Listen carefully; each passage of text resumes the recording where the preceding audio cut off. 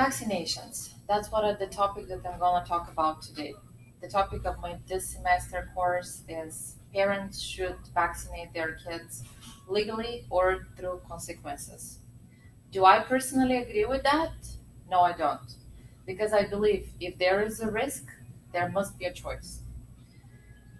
I agree that vaccinations have been prevented the death of millions of people all over the world, and vaccines and sicknesses like diphtheria and smallpox and measles and tetanus are not anymore uh, anymore in danger for our children thanks to the vaccines. In the same time, you hear so many parents suffering from seizures for their kids and autism and all those new diseases that come out recently that we wonder, are the vaccines really good or they're actually hurting our children? Even if there is no scientific proof that the vaccines are dangerous, some parents are still afraid. Why are we afraid? We're afraid because we don't know. When there is a fear, when you don't know what is in those vaccines, what ingredients do they have, it comes, people are wondering. There is a questions rising. So I'm going to show you and give you four ingredients that are in the vaccines that actually, and I'm going to explain how safe and what they actually are. Number one ingredient, it's called thimerosal. Thimerosal, it's a mercury, but it's organic mercury, and it's in such a small amount that in one dose of thimerosal, it equals to 3 grams of mercury that is in the tuna can for the fish that we daily eat. Thimerosal, what is the function of thimerosal? It's a preservative function.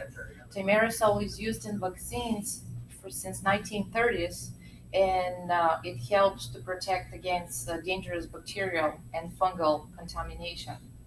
The second ingredient in vaccine is aluminum. Aluminum is in the vaccines, but it serves as adjuvant. What does it do? It makes the vaccine more effective.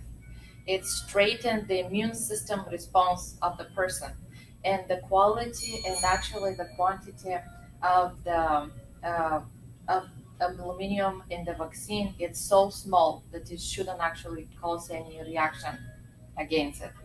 The third ingredient is gelatin. It does have gelatin. It helps to preserve the vaccine and makes its shelf life longer. Helps to keep it in hot and in cold places. And it's like a stabilizer.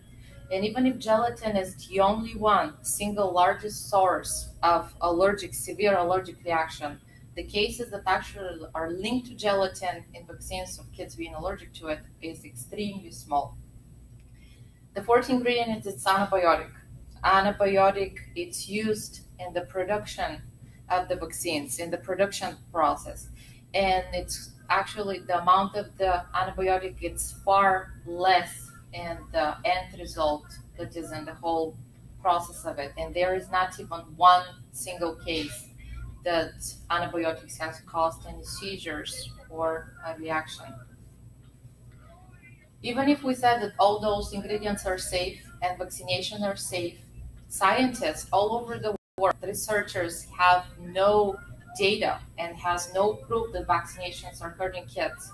Nowadays, since 2014 until the day of today, 1 in 88 kids is born with autism.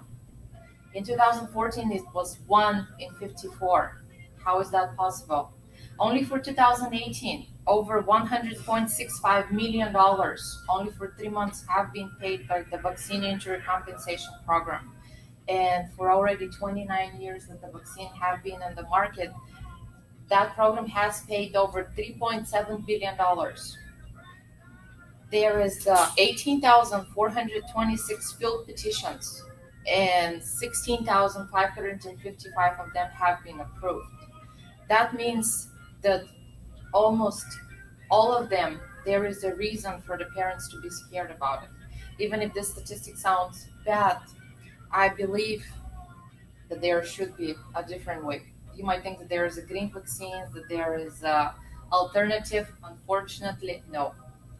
Vaccines are stable by the scientists, they are stable and safe by researchers, so there is no alternative. Every child in the United States gets 27 vaccinations by their second birthday. Sometimes they get up to 5 vaccines at one time.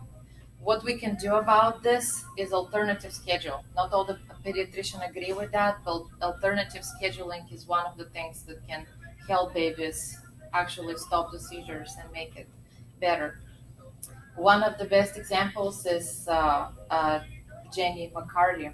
Her son died in her hands for 2 minutes, and when she stopped the vaccinations, and she's one of the women against vaccines, and she believes in the biometrical treatment, and she actually cleaned his body out of the toxins, and she believed in the healthy treatment from the vaccine. She stopped his vaccination, and she saved him from the autism. So thank you very much. I believe that if there is a risk, there must be a choice. Thank you.